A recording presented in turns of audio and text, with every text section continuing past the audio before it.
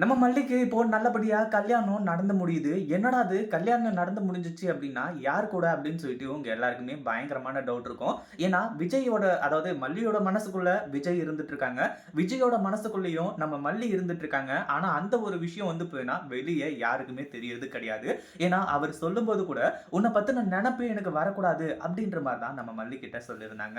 ஆனா, இந்த விஷயத்த பத்தி அவங்க பெரியம்மா கிட்ட வந்து போய்னா சொல்லும்போது, அவங்க பெரியம்மா இருந்துகிட்டு இந்த மாரி தான் விஷயம். அது மட்டும் இல்லாம, உன்ன பத்தி நினைக்க மாட்டேன் அப்படின்னு சொல்லிட்டு வந்து சொல்லும்போது, அவரோட மனசுக்குள்ள நீ இருக்கன்னு தான் அர்த்தம் புள்ள அப்படின்ற மாரி வந்து சொல்லியிருந்தாங்க.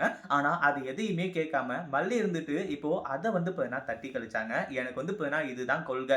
என்னோட அண்ணன் என்ன சொல்றாரோ அதப்படி தான் நான் செய்வேன். எனக்கு ஏற்கனவே மாப்பிள்ளை பார்த்து நிச்சயம் பண்ணி கல்யாண ஏற்பாடுகளும் நடந்துடுச்சு. இதுக்கு மேல வந்து பார்த்தீங்கன்னா என்னால எதுவுமே பண்ண முடியாது அப்படின்ற மாரி வந்து சொல்லி, இந்த இடத்துல வந்து பார்த்தீங்கன்னா விஷயத்த அப்படியே முடிச்சிடுறாங்க.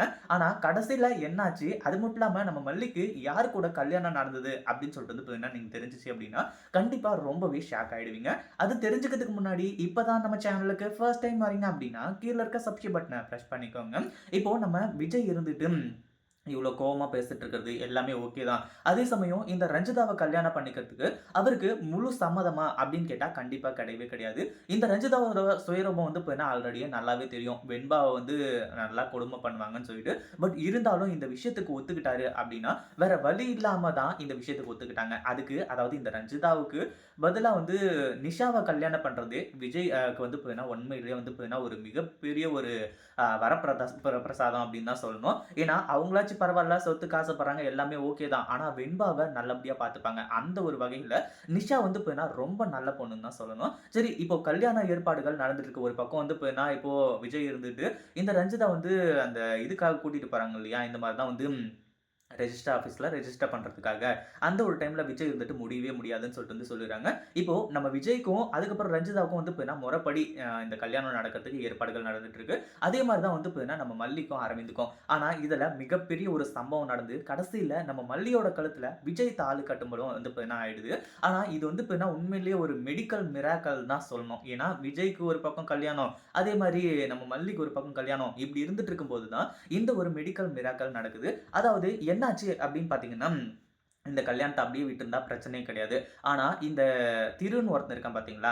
அவன் தான் என்னோட முகத்த 2 பேரும் சேர்ந்து அழிச்சுட்டு, நீங்க 2 பேரும் வந்து பார்த்தீங்கன்னா, கல்யாணம் பண்ணிட்டு சந்தோஷமா இருக்கலாம்ன்னு பார்க்குறீங்களா? அப்படின்ற மாரி வந்து சொல்லி, பொண்ணு யாரு, மாப்பிள்ளை யாருன்னு சொல்லிட்டு தெரியாமயே, நம்ம விஜய ஒரு பக்கம் கடத்திடுறாங்க. அதுக்கப்புறம் வந்து பார்த்தீங்கன்னா, நம்ம மல்லிய ஒரு பக்கம் கடத்திடுறாங்க. இங்க இருந்து தான் வந்து பார்த்தீங்கன்னா, பிரச்சனை ஸ்டார்ட் ஆகுது.